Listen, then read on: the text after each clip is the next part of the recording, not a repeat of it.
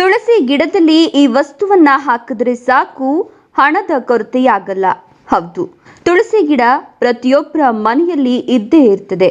ಇದನ್ನ ಹಿಂದೂ ಧರ್ಮಶಾಸ್ತ್ರಗಳಲ್ಲಿ ಪೂಜನೀಯ ಸಸ್ಯವಾಗಿ ಹಾಗೂ ಆರೋಗ್ಯಕ್ಕೆ ಸಹ ಉತ್ತಮ ಅಂತ ಪರಿಗಣಿಸಲಾಗ್ತದೆ.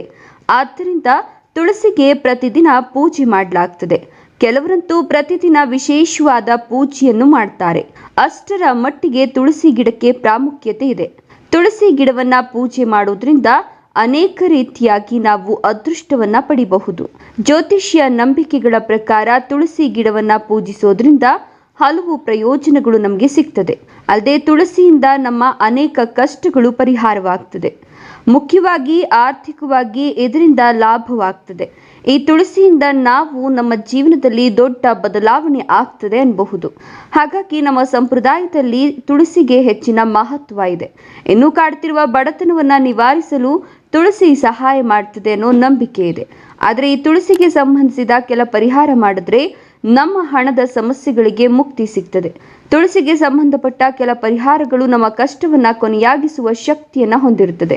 ನಿಮಗೂ ಆರ್ಥಿಕವಾಗಿ ಸಮಸ್ಯೆ ಇದ್ರೆ ಈ ಪರಿಹಾರಗಳನ್ನ ಒಮ್ಮೆ ಮಾಡಿ ನೋಡಿ.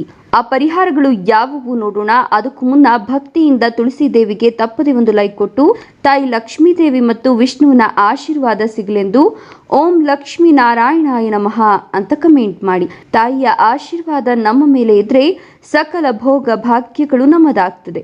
ಹಾಗೆ ನಿಮ್ಮ ಬದುಕಿನಲ್ಲಿ ಬಗೆಹರಿಸಲು ಸಾಧ್ಯವಾಗದ ಸಮಸ್ಯೆಗಳು ಇದ್ರೆ ಎಲ್ಲಿ ಕಾಣ್ತಿರುವ ಗುರೂಜಿ ನಂಬರ್ಗೆ ಕರೆ ಮಾಡಿ ಫೋನಿನಲ್ಲಿ ಪರಿಹಾರ ತಿಳಿಸಿಕೊಡುತ್ತಾರೆ. ಹೌದು, ಶಾಸ್ತ್ರದ ಪ್ರಕಾರ ನಿಮ್ಮ ಮನೆಯಲ್ಲಿ ಬಡತನ ಕಾಡ್ತಾ ಇದ್ರೆ ಅಥವಾ ಹಣಕಾಸಿನ ಸಮಸ್ಯೆ ಇದ್ರೆ ಈ ಸರಳ ಪರಿಹಾರ ಮಾಡಿ.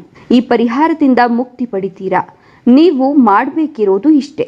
ಪ್ರತಿದಿನ ಬೆಳಿಗ್ಗೆ ಪೂಜೆ ಮಾಡುವಾಗ ತುಳಸಿ ಗಿಡಕ್ಕೆ ನೀರು ಹಾಕಿದ ನಂತರ ಕಬ್ಬಿನ ರಸವನ್ನ ನೈವೇದ್ಯ ಮಾಡಬೇಕು ಅಥವಾ ಗಿಡದ ಬುಡಕ್ಕೆ ಹಾಕಬೇಕು. ಇದನ್ನ ಮಾಡೋದ್ರಿಂದ ನಿಮಗೆ ಹಣಕಾಸಿನ ಸಮಸ್ಯೆ ಅಷ್ಟೇ ಅಲ್ಲ, ಅನೇಕ ಕಷ್ಟಗಳಿಂದ ಮುಕ್ತಿ ಸಿಗ್ತದೆ. ಈ ಪರಿಹಾರವನ್ನ ನೀವು 21 ಗುರುವಾರ ಭಕ್ತಿಯಿಂದ ಮಾಡಬೇಕು. ಹೀಗೆ ಮಾಡಿದ್ರೆ ಮಾತ್ರ ನಿಮಗೆ ಇದರ ಫಲ ದೊರೀತದೆ. ಆದ್ರೆ ಈ ರೀತಿ ಪರಿಹಾರ ಮಾಡಲು ಸಹ ಕೆಲ ನಿಯಮಗಳಿದೆ. ನೀವು ಮೊದಲು 1 ಲೋಟ ಕಬ್ಬಿನ ರಸವನ್ನ ತೆಗೆದುಕೊಂಡು ಅದರ ಮೇಲೆ ಕೈ ಇಟ್ಕೊಳ್ಳಿ.